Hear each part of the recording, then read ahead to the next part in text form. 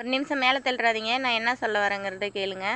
எல்லோரும் சொல்லலை, நான் குறை சொல்லலை. ஒரு சிலருக்கு மட்டும்தான் இந்த பதிவு. சில பெண்கள் என்ன சொல்ல வராங்கன்னா, அக்கா எங்கள் வீட்டுக்காரர் சரியாக பேச மாட்டேங்கிறாரு, எரிஞ்சு எரிஞ்சு விழுறாரு அப்படின்றாங்க. ஏங்க, உங்களை நம்பி தாங்க அவங்க வராங்க. சொந்த பந்தம், பெத்த அப்பா அம்மா, கூட பிறந்த அக்கா தம்பி அண்ணன் தங்கை எல்லா உறவுகளையும் விட்டுட்டு உங்களை நம்பி வராங்க.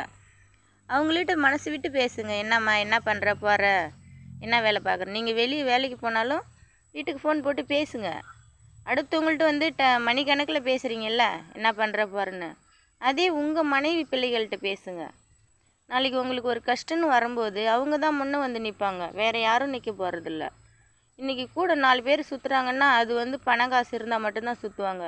பணம் காசு இருந்தாலும் இல்லைனாலும் ஒரே உறவு மனைவி பிள்ளைகள் மட்டும் நம்ம கூட தான் இருப்பாங்க.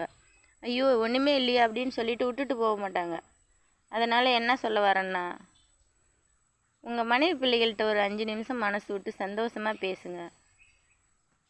இது வந்து எல்லாரும் தவறாக எடுத்துக்க வேணாம், ஒரு சிலருக்கு மட்டும்தான் இந்த பதிவு.